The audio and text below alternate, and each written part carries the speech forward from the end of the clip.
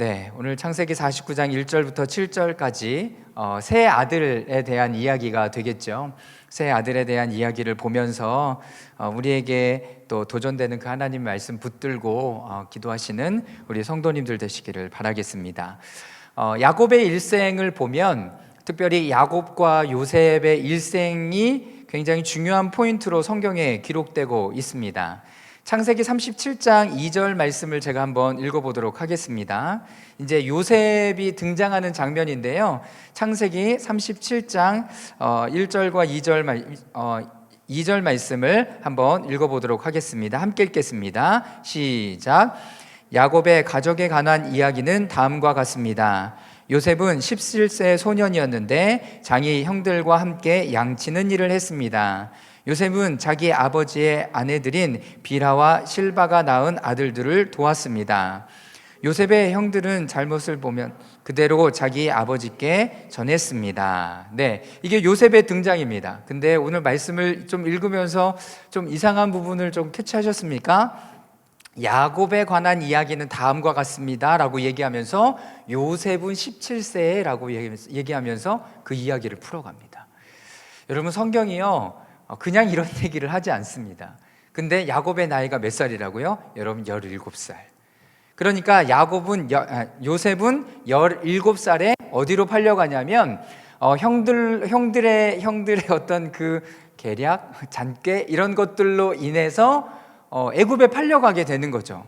네, 상인에게 팔려가서 애굽에 이제 17세 이후의 삶을 살아가게 됩니다. 그리고 또 어느 때 등장을 하냐면 이 17이라는 숫자가 야곱이 애굽에서 17세를 살았더라라고 이야기를 할 때 17이라는 숫자가 언급이 되는 거예요. 그리고 이제 온 가족이 함께 17년을 애굽에서 살다가 야곱이 그 땅에서 죽습니다. 그러니까 17이라는 수가 다시 등장하기까지 요셉을 기준으로 해서 요셉은 아버지와 그 형들과 함께 17년을 함께 살았고요. 그리고 그 중간에 다시 한번 아버지를 만나서 아버지와 함께 17년을 살 때 그 중간은 어떻게 산 거예요? 애굽에서 하나님의 인도하심을 받고 살았는데 하나님께서 성경 가운데 기록해 주기를 뭐라고 기록해 주셨어요? 형통하였더라라고 기록하고 있습니다. 형통. 근데 형통이라는 단어를 지금 우리의 시대로 풀어본다면 그냥 단순히 어떤 일들이 잘 됐구나 이렇게 표현하고 있지만 실질적으로 애굽에 있는 사람들이 그렇게 형통을 받아들였습니다. 그러나 성경은 하나님이 그와 함께 하심으로 그가 형통했다는 표현을 쓰고 있다는 거예요. 그러니까 우리는 형통이라는 단어를 볼 때 하나님과 함께 있는 것이 형통한 삶이구나라는 힌트와 답을 얻어야 되는 거죠. 요셉은 그런 삶을 살았습니다. 그래서 그 부분들은 이제 이혜용 목사님께서 마지막에 할 때 그 내용들을 함께 나누어 주실 거고요. 저는 이제 오늘 야곱의 일생에 대한 두 가지 포인트, 그리고 세 명의 아들에 대한 이야기들을 여러분들과 함께 나누고자 합니다. 자, 야곱의 일생 중에서 여러분 많은 그 사건들이 생각이 나실 겁니다. 제일 먼저 뽑는 것은 야곱이 형의 이제 장자권을 빼앗으려고 팥죽 이렇게 써서 형에게 이제 배고픈 형에게 그렇게 해서 장자권을 빼앗는 사건이 있었죠. 그 사건으로 인하여 또 며칠 이제 또 이삭이 죽을 때 이렇게 자기 몸에 형 이렇게 해갖고 털 이렇게 해갖고 어떻게 됐습니까? 그 축복권을 또 뺐잖아요. 네. 그리고 또 어떻게 됩니까? 그 사건으로 인해서 외삼촌 라반 집으로 가는 길에서 그 광야에서 돌베개 베고 잤을 때 하나님을 만나는 사건. 그래서 거기를 베델이라고 이야기를 하죠. 그리고 다시 한번 그 외삼촌 라반 집에 가서 두 아내를 얻고 돌아오는 길에 또 분이엘에서 하나님을 만나 씨름하는 장면. 여러분, 한 사람의 인생이요 이렇게 자세하게 기록된 것을 또 어디 있는지 한번 보세요. 근데 이 사건들을 통해서 하나님께서 우리에게 던져주는 이슈들이 굉장히 크다는 겁니다. 여러분, 그냥 이런 일이 있었구나가 아니라요, 이 삶들을 통해서 굉장히 굵직굵직한 사건들을 우리에게 던져주고 있다라는 것을 여러분 잊지 마셨으면 좋겠습니다. 지금 야곱의 전체적인 이야기를 보는 것이 아니니까 이 정도로만 하고 넘어간다면, 여러분들이 창세기 37장에서 나오는 그 앞에 부분에서부터 35장부터 해서 계속 이 말씀들을 한번 보면서 야곱의 일생이 이랬구나 라는 것들을 좀 기억할 수 있었으면 좋겠습니다. 자, 어찌되었건 야곱의 이름의 뜻이 무엇이냐면 발 뒤꿈치를 잡은 자. 제가 한번 여러분들과 말씀을 나눈 적이 있지만, 분이엘에서 하나님께서, 아니 주의 천사가 물어봅니다. 너희 이름이 무엇입니까? 무엇이냐라고 얘기할 때 야곱입니다 라고 얘기하는 건 제가 사기꾼입니다 라고 얘기하는 거라 말씀드렸습니다. 일생을 사기꾼으로 살아가는 거죠. 아내를 얻을 때도, 장자권을 얻을 때도, 축복권을 얻을 때도, 그리고 모든 삶 자체가 그렇게 사기꾼인 삶인 거예요. 그런데 그 사기꾼인 삶이 어디에서 변화가 되고 바뀌어집니까? 네, 분이엘에서 하나님을 만나 여러분 그 엉덩이 뼈가 위골되도록 어떤 일들을 겪습니까? 내가 하나님 앞에 축복받아야 되겠다라는 거죠. 내 삶을 내가 영위하는 삶이 아니라 이제는 하나님께서 나를 축복해 주시고 이름을 바꿔주기를 원하는 거죠. 뭘로 바뀌어집니까? 그래서 이스라엘. 그거는 무엇입니까? 하나님께서 승리케 하신다라는 이름이에요. 그러니까 중요하죠. 내 삶의 정체성이 하나님을 만나 변화된 삶으로 살아나가야 되는데, 그런 삶이 살아가지지 않으면 계속 내가 태어난 정체성으로 사는 거예요. 태어난 정체성. 하나님이 나에게 부여하셔서 이 땅에 나게 한 정체성이 아니라 태어날 때 형의 발뒤꿈치를 잡아서 그렇게 살아가는 그 정체성으로밖에 살아갈 수가 없는 거죠. 그래서 우리 모든 믿는 사람들은 야곱이 분이엘에서 하나님과 대면하여 여러분 씨름하는 사건들이 반드시 있어야 된다는 거예요. 그런데 그 씨름이 어디서 일어납니까? 무너지고 넘어지고 바닥을 기고 이럴 때에야 하나님 나를 좀 어떻게 한번 해봐 주십시오라고 얘기하면서 하나님을 만나는 그 시점이 주어지게 되죠. 이름이 바뀌었습니다. 그리고 이스라엘, 하나님께서 승리케 하실 것이다 라는 그 이름으로 바뀐 이후에 또 하나님께서 원하시는, 하나님께서 기쁨이 되시는 그 삶으로 살아가게 되는 거죠. 또 한 가지, 요셉의 삶을 보면서 아까 잠깐 말씀드렸지만 요셉이 형들에게 의해서 팔려나가잖아요. 근데요, 그때 오늘 나오는 루벤, 시므온, 레위가 어떤 일들을 감당하는지 여러분 한번 잘 살펴볼 수 있기를 바랍니다. 루벤이 큰 형이었음에도 불구하고 이 동생들의 하는 일에 있어서 어떤 것을 주관하거나 결정을 내리거나 어떤 역할을 못하고 있다는 것을 볼 수 있습니다. 자, 제가 한번 읽어볼까요? 창세기 37장 22절에는 이런 이야기를 합니다. 21절, 22절. 루벤이 이 말을 듣고 그들의 손에서 요셉을 구해낼 생각으로 말했습니다. 그를 죽이지는 말자. 루벤이 다시 말했습니다. 피는 흘리지 말자. 요셉을 그냥 이 광야의 구덩이에 던져놓고 그에게 손대지는 말자. 루벤은 그들의 손에서 요셉을 구해내어 자기 아버지께로 돌려보낼 작정이었습니다. 그런데 이 생각대로 되지 않아요.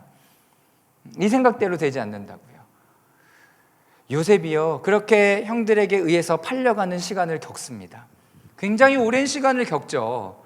그런데 다시 형들을 만났을 때 요셉이 형들에게 했던 이야기가 뭐냐면 창세기 45장 7절에서 8절에 이렇게 이야기를 하고 있습니다. 우리 다 같이 한번 읽어보도록 하겠습니다. 시작. 그러나 이 땅에서 형님들의 자손들을 보존하시고 큰 구원을 베푸셔서 형님들의 목숨을 살리시려고 하나님께서 미리 저를 보내신 것입니다. 그러므로 저를 여기에 보내신 분은 형님들이 아니라 하나님이십니다.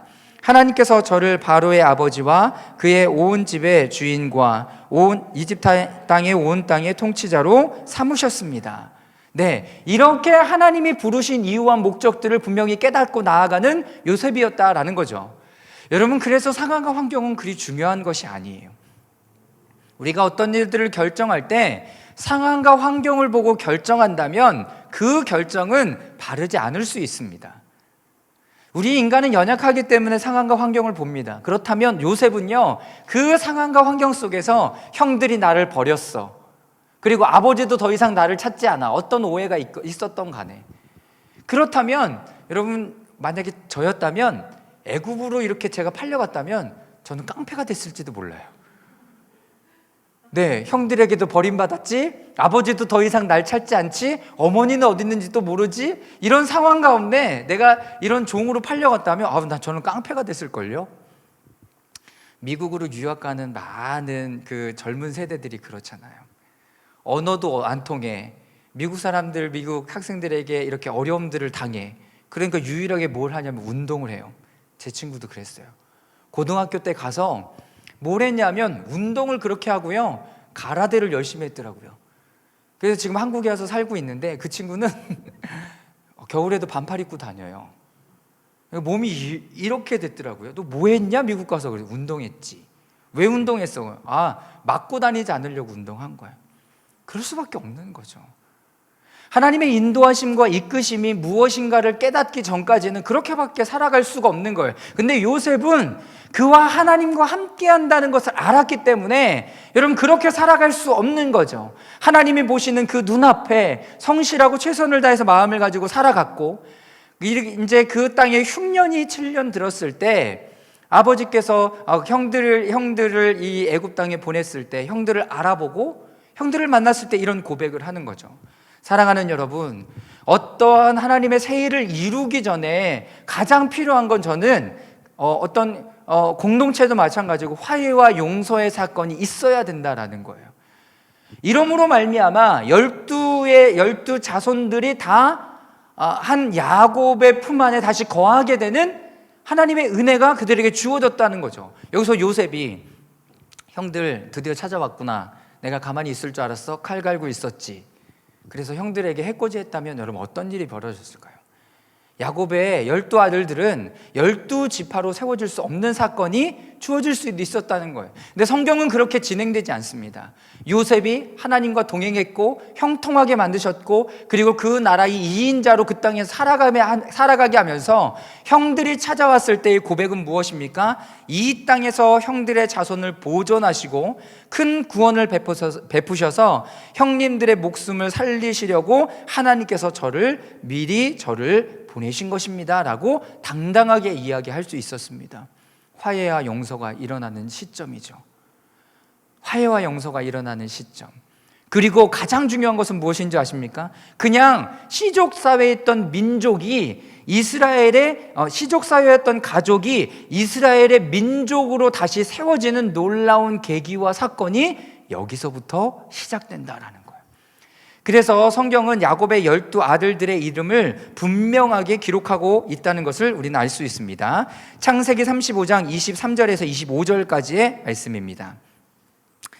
자, 저와 여러분들이 한 번씩 한 절씩 교독하며 읽어보도록 하겠습니다.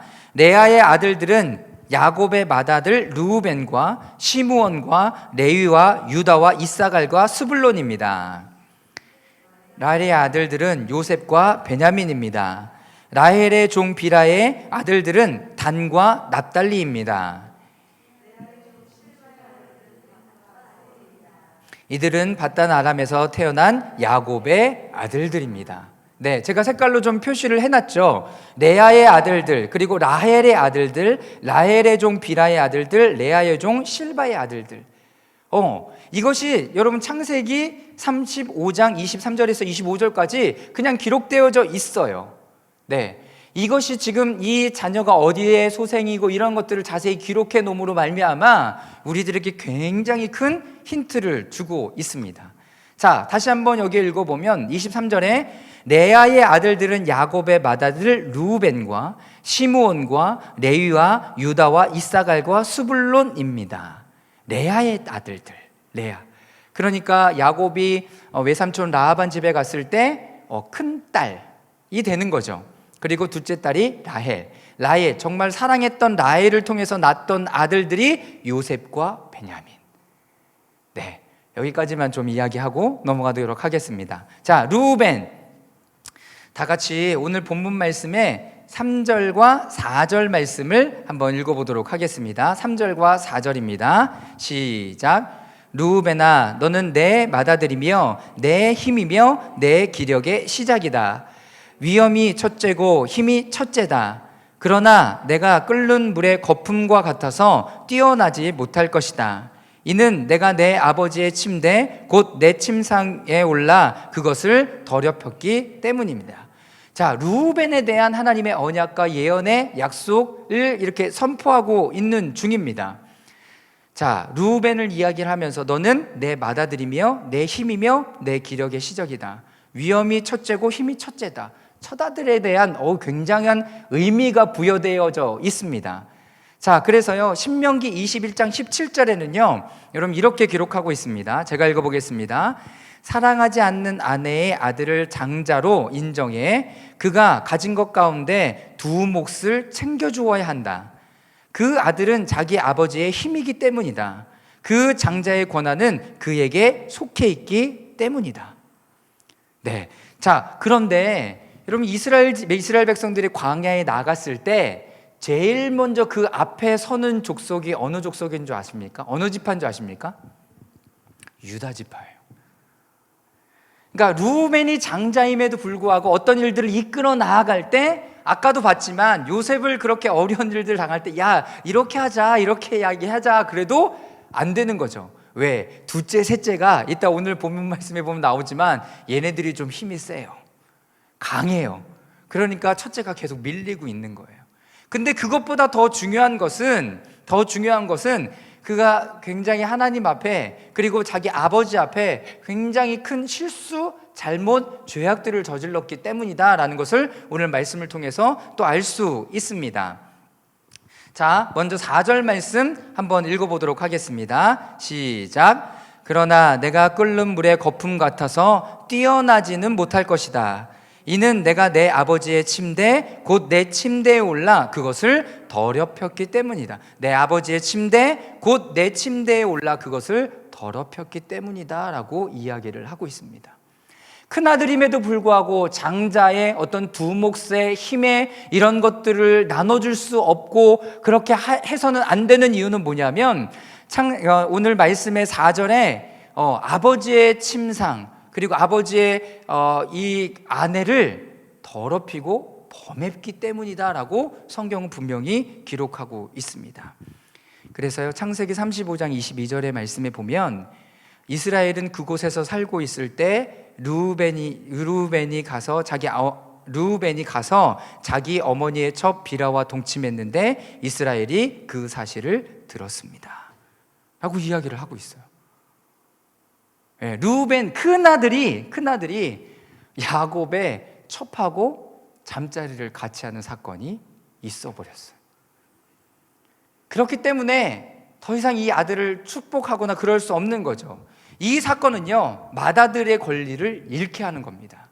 여러분, 단순히 아버지에게 수치나 이런 것들을 주는 것뿐만 아니라 이 아들의 이름을 보면 여러분 그런 이름들이 들어져 있어요. 그리고 이따 말씀드리겠습니다. 그거는 근데 오늘 4절 말씀에 끓는 물처럼 라고 얘기했을 때는 파하즈라는 단어예요. 끓는 물, 그냥 물이 끓는 거 아니야? 거품이 나는 거 아니야? 라고 얘기하지만 원어는요, 음탕하다, 경박하다, 경솔하다라는 의미를 가지고 있어. 너는 여기 끓는 물의 거품 같아서 이렇게 비유로 표현했지만 넌 음탕한 사람이었구나, 너는 음탕하구나 라는 표현을 하고 넌 경솔하구나 이런 표현을 하고 있는 거죠. 여러분, 어떻게 보면 에서처럼 좀 경솔했던 거죠. 내가 배고프다고 해서 그런 상황이 주어졌어. 내가 얼마나 배고픈지 알아? 이러면서 자기 장자권 줘, 그럼 내가 줄게 라고 얘기했어요. 그냥 장자권 팔아버리는 거죠. 얼마나 그 인지함이 없었을까 하는 생각이 듭니다. 르우벤은요, 여러분 충동적이고 경박하고 음탕한 성격을 지녔음을 나타내고 있습니다. 자, 뛰어나지 못할 것이다 라고 야타르라는 단어는요, 풍부하게 하다라는 뜻이에요. 근데 거기에 야타르라고 얘기하면서 남들보다 풍부한 것이 없게 될 것임을 이야기하고 있는 거죠. 여러분, 이게 참 안타깝게도 르우벤에게 이제 12 아들들에게 하는 축복의 첫 번째 메시지로 참 주어지는 게 좀 안타깝다고 저는 생각했습니다. 자, 더럽혔다라는 것은 종교적으로 더럽힌 것을 이야기합니다. 모욕하죠. 여기서 르우벤은 그의 어머니의 종 아버지의 첩과 동침한 것은 그의 아버지 야곱에 대한 모독뿐만 아니라 그리고 배신, 그것을 넘어서서 하나님의 창조 질서를 무너뜨리는 종교적인 신성 모독까지 이렇게 저지른 일이 돼버리는 거예요. 근데 그걸 누가 알았어요? 야곱이 알았던 거죠. 여러분, 그리고 꾸짖었습니다. 그런데 여러분, 더 이상 이 아들을 통해서 어떤 일들을 이루어가기가 참 안타까운 일인 거죠. 여러분, 어떤 범죄든지 그가 범하는 범죄가 당사자에게만 피해를 주는 것이 아니라 이 모든 그 일의 상황 속에서, 그리고 환경 속에서 어떤 것을 이끌어가는데 굉장히 큰 영향력을 준다라는 것입니다. 그래서 하나님의 창조 질서를 무너뜨리고 창조주신 하나님 앞에 도전하는 행위가 되는 거죠. 이것이 인간이 죄에 대한 인간에게 대한 죄를 넘어서 하나님에 대한 범죄라는 것을 여러분 기억할 수 있었으면 좋겠습니다. 하나님의 의식하는 태도가 너무나 중요한 거죠. 이 르우벤의 모습을 보면서 장자권에 대한 굉장히 소중하고 귀중한 것이 있었음에도 불구하고 가볍게 여기고 경솔하게 행동했던 것들이 혹시 우리 가운데 있다면, 여러분, 우리 마음 가운데 이런 부분들 다시 한번 깨워 일으키는 은혜가 우리 성도님들에게 있기를 기도합니다. 그래서 하나님을 의식하는 것, 그리고 내가 누구인지 기억하는 삶 가운데 이 하나님의 그 마음들을 잘 품고 우리에게 주어진 사명들이 절대로 가볍지 않다라는 거예요. 한 사람 한 사람에게 맡겨주신 거, 내가 이렇게 해도 되겠지가 아니라 하나님 앞에 어떻게, 요셉의 모습을 보고 알 수 있죠. 아까도 말씀드렸지만 그냥 그렇게 살아갈 수 있지만 그렇게 살지 않도록 내가 마음에 결정을 하는 거예요. 자, 그런데 오늘 이 르우벤의 이야기를 보면서 한 가지 또 이렇게 힌트를 좀 가질 수 있는 것이 있습니다. 창세기 29장 32절 말씀부터 이제 35절까지 말씀인데요. 한번 말씀을 한번 읽어보도록 하겠습니다. 자, 제가 한번 쭉 읽을게요. 레아가 임신해 아들을 낳고 여호와께서 내 집 비참함을 보셨구나. 이제 내 남편이 나를 사랑할 것이다 하면서 그 이름을 르우벤이라고 지었습니다. 33절, 그가 다시 임신해 아들을 낳고 여호와께서 내가 사랑을 받지 못하는 것을 들으시고 이 아이를 내게 주셨구나 하면서 그 이름을 시므온이라 지었습니다. 34절, 그가 다시 임신해 아들을 낳고 내가 내 남편의 아들을 셋이나 낳았으니 이제 드디어 그가 나에게 애착을 갖겠지 하면서 그 이름을 뭐라고 지었다고요? 레위. 자, 35절, 그가 다시 임신해 아들을 낳고 이번에야말로 내가 여호와를 찬양할 것이다 하면서 그 이름을 유다라고 지었습니다. 그리고 나서 레아의 출산이 멈추었습니다. 자, 한번 32절부터 34절까지 아들을 낳고 이름을 지을 때 표현된 표현이 여러분 어떤 것 같아요? 내가 아들을 낳았어. 야곱에게 첫 아들을 내가 안겨줬으니까 얼마나 기쁜가. 막 이런 고백으로 이름을 짓거나 고백하거나 그런 것이 아니라 35절에 이제 여호와께서 내 비참함을 보셨구나. 이제 내 남편이 나를 사랑할 것이다. 그러니까 레아가요, 사랑을 받지 못했던 것이 계속 이 이름에, 이 말에, 이 고백에 들어있는 거죠. 그 바로 이름이 뭐냐면 르우벤이었어요. 이제 내 남편이 나를 사랑할 것이구나. 기대하는 마음이 들어가 있을까요? 그렇게 하면서 르우벤이를 이름을 지었습니다. 34절, 그녀가 다시 임신해 아들을 낳고 여호와께서 내가 사랑받지 못하는 것을 들으시고 이 아이를 주셨구나 하면서 시므온을 주셨어요. 아이의 이름이 뭐예요? 사랑받지 못하는 것을 아시고 아이를 주셨구나.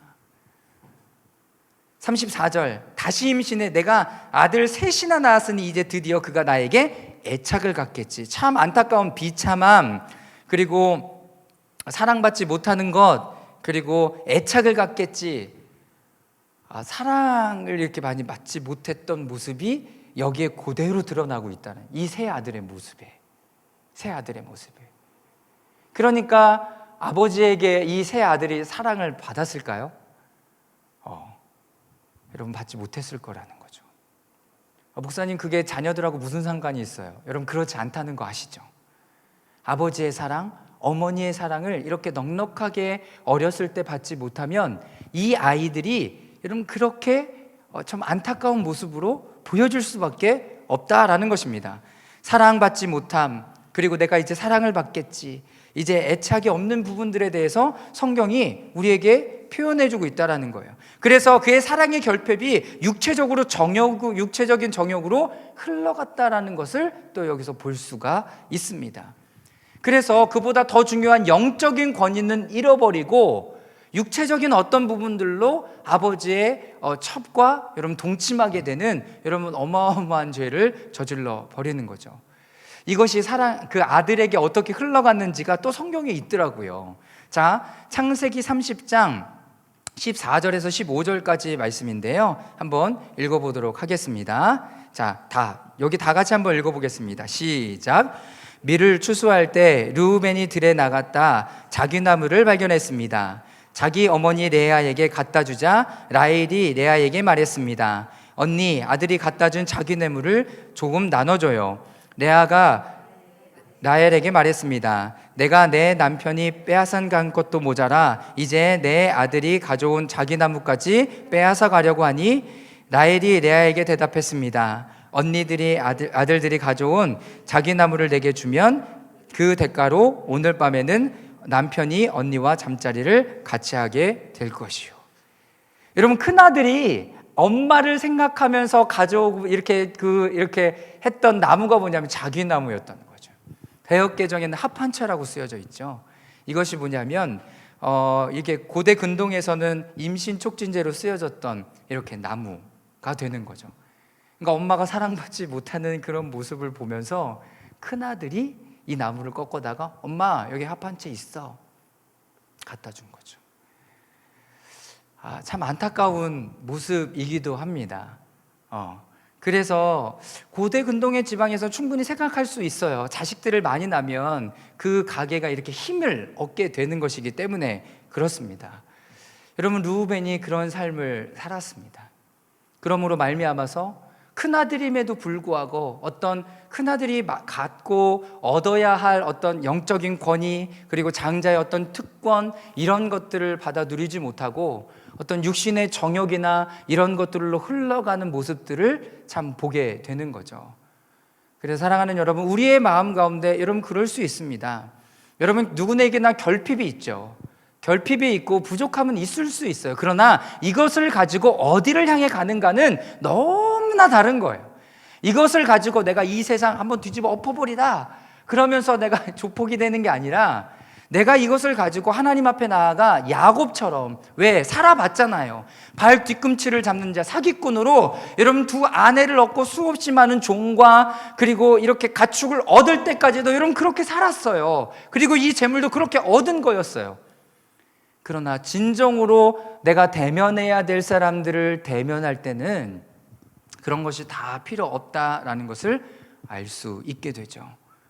나의 정체성, 내 태어난 정체성이 아니라 하나님께서 나를 지으실 때의 정체성으로 여러분 다시 회복되어 드려지는 여러분들이 될 수 있기를 주님의 이름으로 축원합니다.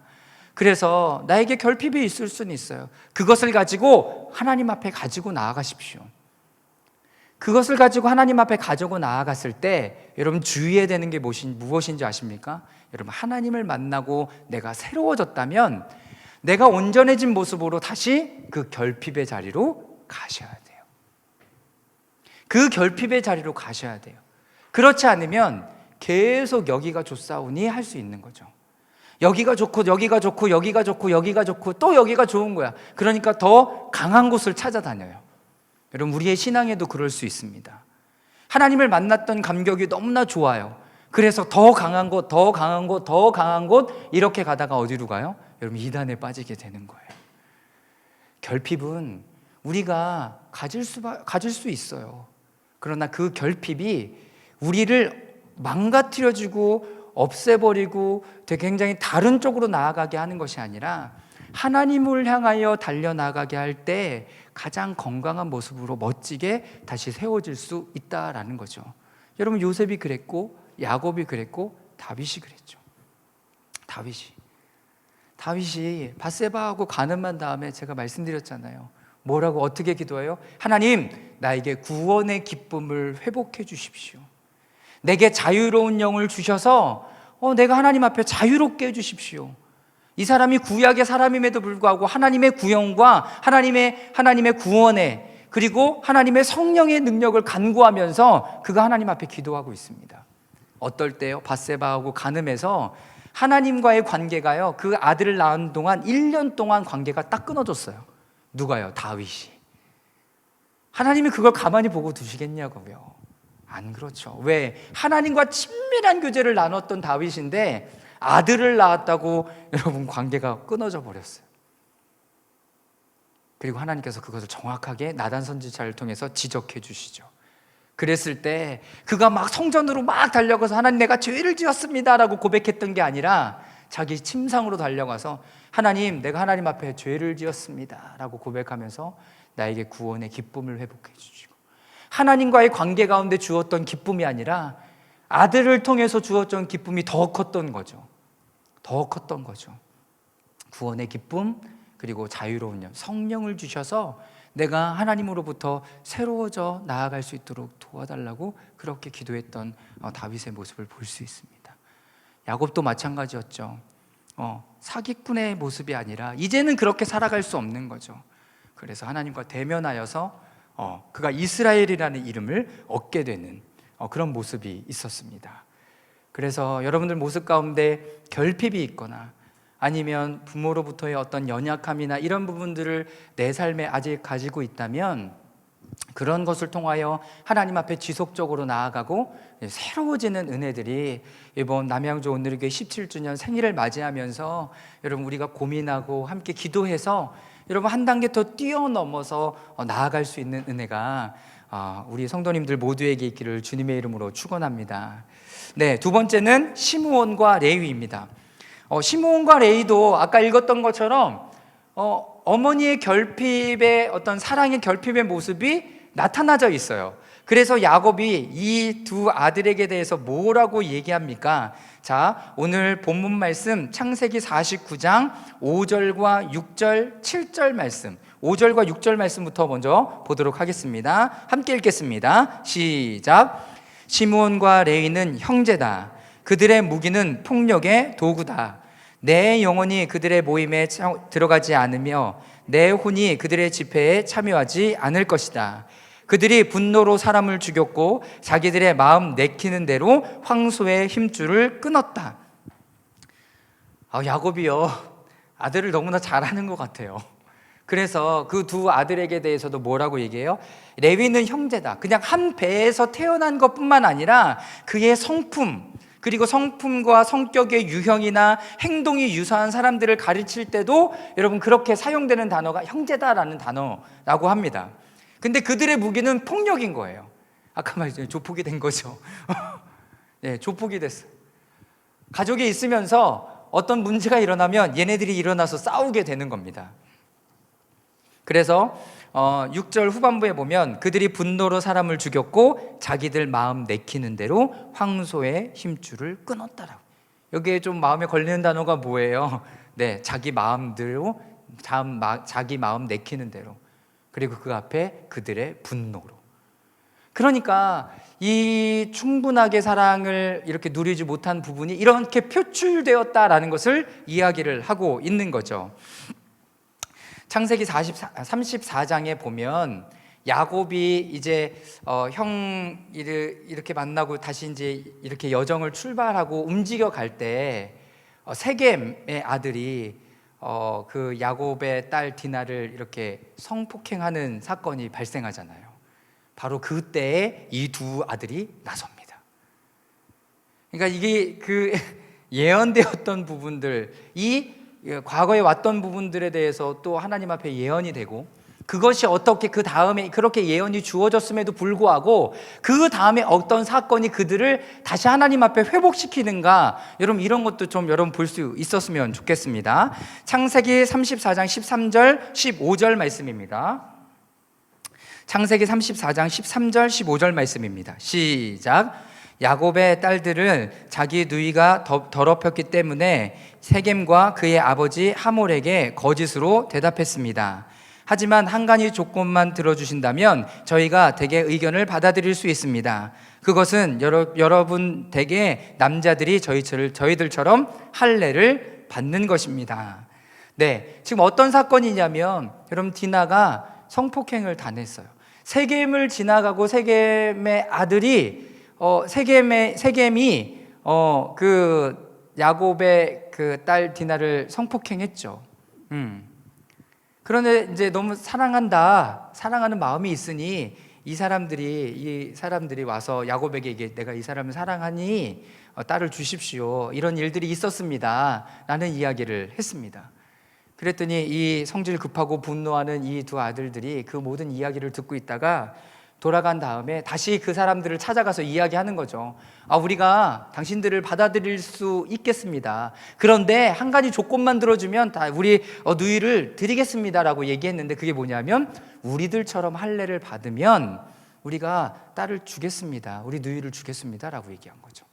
그런데 어떻게 합니까? 창세기 34장 25절 26절 제가 한번 읽어보도록 하겠습니다. 3일 후에 그들의 상처가 나서 아픔을 겪고 있을 때 야곱의 두 아들이자 디나의 오빠인 시므온과 레위가 각자 칼을 빼들고 가 평온한 그 성읍을 급격해 모든 남자들을 다 죽여버렸습니다. 그들은 하몰과 그 아들 세겜을 칼로 죽였습니다. 그리고 세겜의 집에서 디나를 데리고 나왔습니다. 네, 그러니까 단순히 복수한 게 아니라 정당하게 이 일들을 성취한 것이 아니라 거짓말로 속였고 전쟁의 의도를 갖지 않은 사람들에게 잔인하게 살해했기 때문에 야곱이 그들을 이렇게 책망하기도 했습니다. 그리고 지나친 혈기와 분노, 이것은 그리스도인들이, 하나님을 믿는 사람들이 여러분 취해야 될 자세가 아닌 거죠. 자, 그렇다면 이제 하나님의 마음을 이렇게 잘 구해서 어떤 부분들을 풀어가야 할 텐데 그렇지 않았고 자기의 분노와 이런 것들로 어떤 일들을 계속 감당했던 그런 모습이 이 시므온과 레위를 통해서 보여지고 있었던 거죠. 이것뿐만 아니라 이렇게 응집력이 굉장히 강했던 사람들인 것 같아요. 그래서 오늘 7절 말씀에 보면 그들의 분노가 맹렬하고 그들의 진노가 잔인하니 저주받을 것이다. 내가 야곱의 족속 가운데 그들을 나눠 놓으며 내가 이스라엘의 족속 가운데 그들을 흩어놓을 것이다 라고 얘기해요. 왜? 뭉치면 건강한 영향력이 나타나지 않고 안 좋은 영향력이 나타나기 때문에 하나님께서 이들을 모두 흩어버리시기를 마음에 결정하신 거죠. 네, 여러분, 그래서 시므온이 그 이후에 인구수가요 유다 지파의 3분의 1로 확 줄어버립니다. 그래, 하나님께서 흩트는 것뿐만 아니라 그들의 땅을 분배받을 때도 유다 지파가 굉장히 큰 땅을 이제 분배를 받았어요. 그런데 시므온은 어떻게 한 땅을 줄 수가 없는 거예요. 그래서 유다 지파의 중간에 한 부분들을 줬는데 여러분 이게 그렇게 오래 가지 못했다라는 기록들이 성경에 나와 있습니다.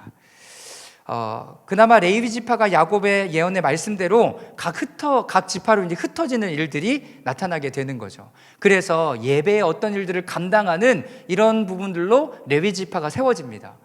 근데 목사님 좀 이상하지 않아요? 시므온은 그렇게 해서 없어지고 레위 지파는 왜 그렇게 됩니까? 라고 이야기를 할 수 있죠. 그런데 이것이 모세와 함께 출애굽할 때 여러분 중요한 사건 하나가 나옵니다. 자, 어떻게 이 일이 가능한가?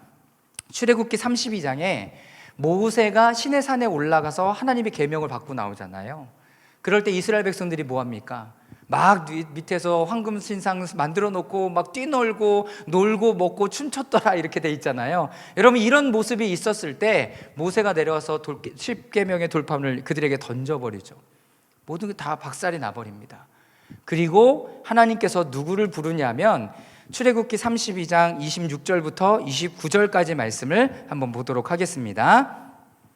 자, 먼저 26절, 27절까지 말씀 다 같이 한번 읽어보도록 하겠습니다. 시작. 모세는 이것을 보고 진영 입구에 서서 누가 여호와 쪽에 서겠느냐 내게로 오라고 말했습니다. 그러자 레위의 아들들 모두가 모세 앞에 모여들었습니다. 27절.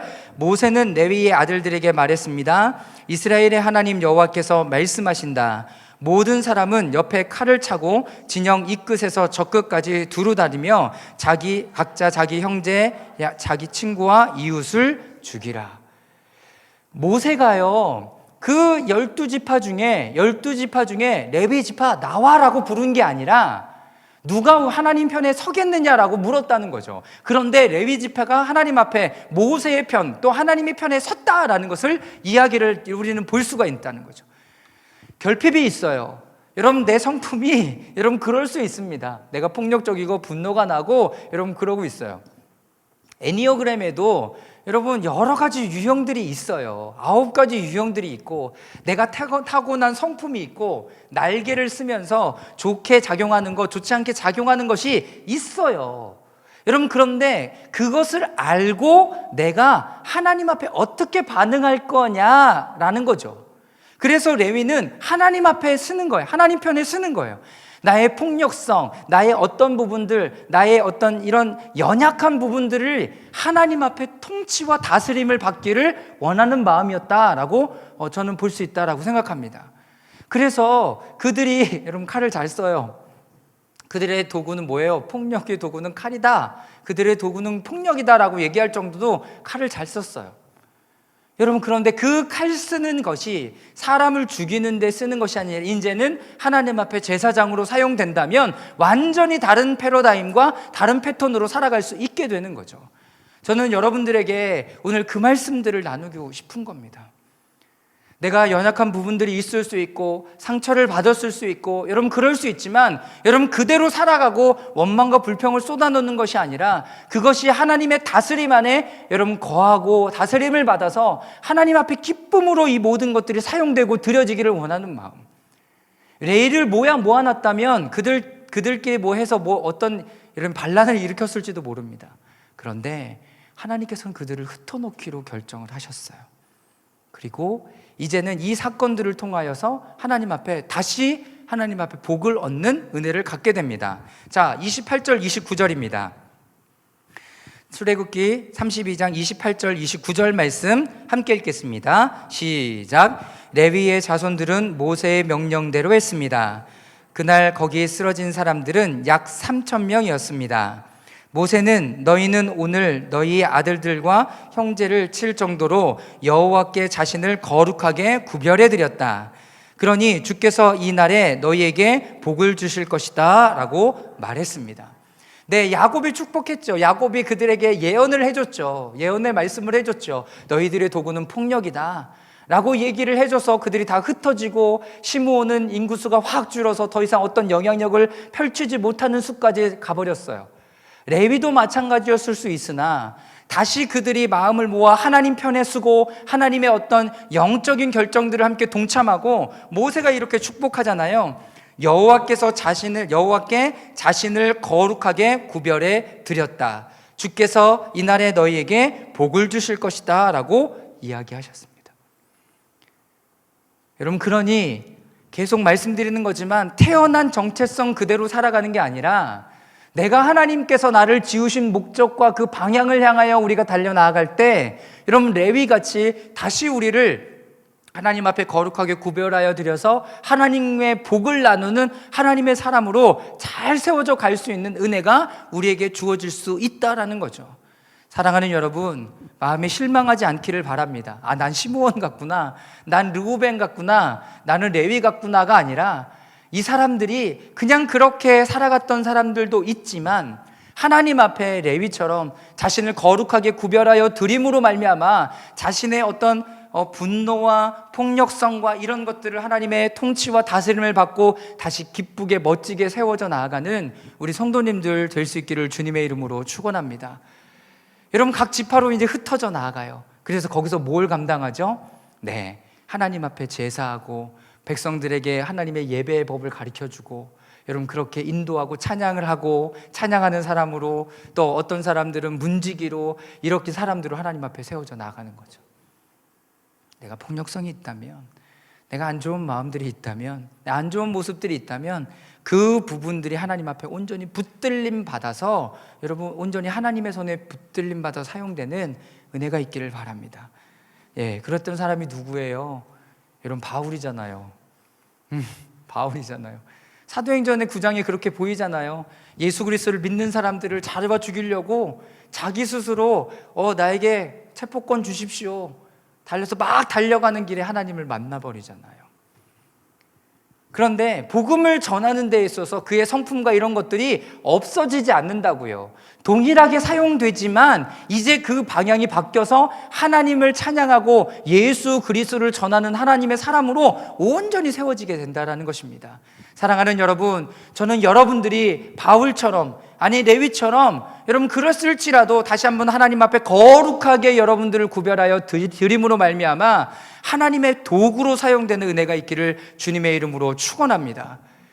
여러분, 성경에는요 사람들을 흩으시는 경우가 두 가지 있었습니다. 더 많은 경우가 있었겠죠. 첫 번째는 바벨탑 사건 때, 그들의 성읍을 쌓을 때, 그들의 폭력성, 그들의 어떠함을 가지고 그들의 성을 쌓을 때 하나님이 언어부터 흐트러뜨려서 그들이 더 이상 하나 되지 못하게 하셨습니다. 안 좋은 케이스라면 사도행전에 나와 있는 사도행전 8장 1절에 나와 있는 그리스도인들이 흩어진 사건들은 어떤 사건입니까? 그 땅에 예루살렘에 폭력이 있고 어려운 일들이 있어서 큰 핍박이 일어나서 유대와 사마리아 그리고 전 지역으로 흩어지게 되는 거죠. 근데 그 사람들이 흩어져서 뭐 했습니까? 하나님의 복음을 전하는. 여러분, 그래서 사도 바울이 복음을 전하러 갔을 때 이미 예수님을 믿고 준비하던 사람들이 있었다라는 거예요. 그게 바로 흩어지는 것을 통해서 여러분들이 각자의 자리에서 하나님의 그 일들을 감당할 때 여러분 그 일들이 일어나는 거죠. 저는 여러분들이 그런 삶을 사시기를 주님의 이름으로 축원합니다. 여러분, 오늘 남양주 온누리 교회 17周年 하면서 그 가지가 담을 넘는다라는 표현을 하잖아요. 우리끼리만 그 안에서 머무는 삶을 하나님께서는 여러분 격려하시지 않으셨습니다. 레위의 모습을 봐도 안 좋은 모습으로 그들이 가지고 있었지만 그것을 가지고 흩어짐으로 말미암아 제사장의 사명들을 감당했던 것처럼 이 사람들에게도 하나님께서 이제 요셉의 그 두 아들들을 통해서 또 이루어가게 하실, 이방에게까지 복음을 충만하게 전하고 또 그 복음의 씨앗을 뿌리는 하나님의 사람들로 세워지기를 하나님께서 너무나 원하시는 거죠. 17살 이제 소년 요셉이 어떻게 보면 이 요셉의 이야기를 보면 어려운 시간 가운데 들어가는지도 모릅니다. 그럴 때 우리가 붙잡아야 되는 건 뭐예요? 하나님이 나와 함께 하시는가, 하나님이 나와 함께 하시는가, 그리고 그 주님과 동행하는 우리 귀한 남양주 온누리교회 성도님들 될 수 있기를 주님의 이름으로 축원합니다.